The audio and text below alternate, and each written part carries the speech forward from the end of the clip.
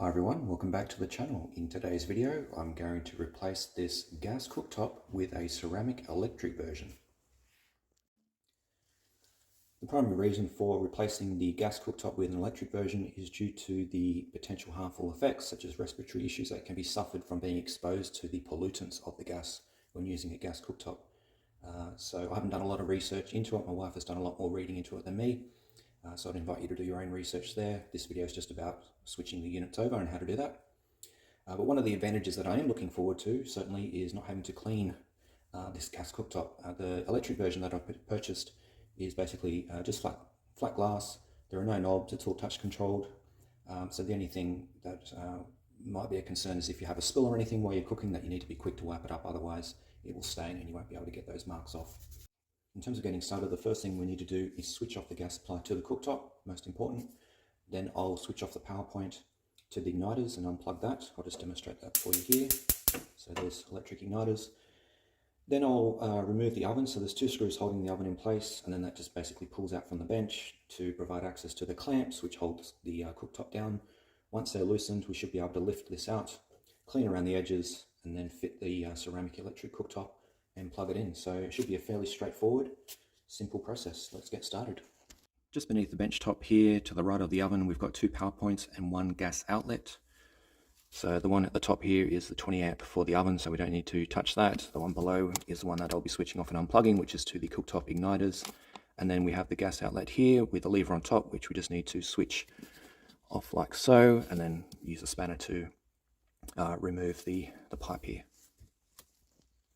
Okay, we've got the gas supply disconnected. That just required a 24mm spanner as well as the power supply to the cooktop igniters. As an additional safety precaution, I'm going to install a cap onto the end of the gas outlet. This lever to switch the gas on needs to be turned anti-clockwise, so pushing the lever to the back of the cupboard.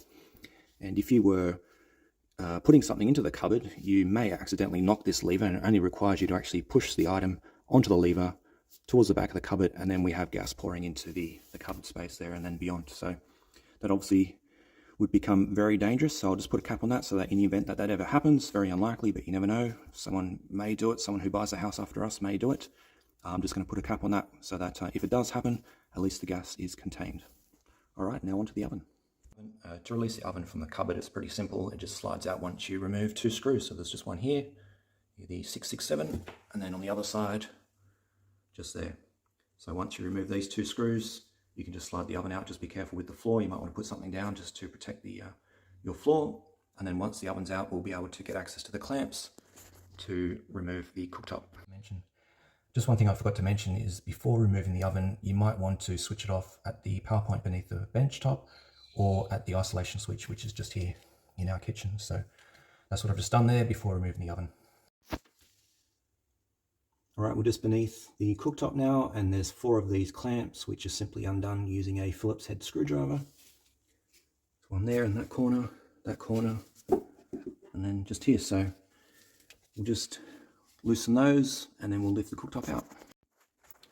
Okay, we're pretty much good to go. So all the clamps have been loosened and just moved out of the way. We've pulled the power cord through the hole as well as the gas line. So let's remove the cooktop.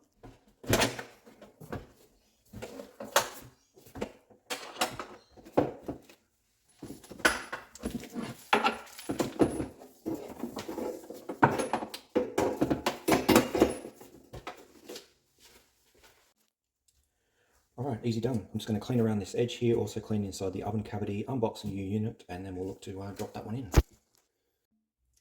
Okay, job done. Ceramic electric cooktop is now installed.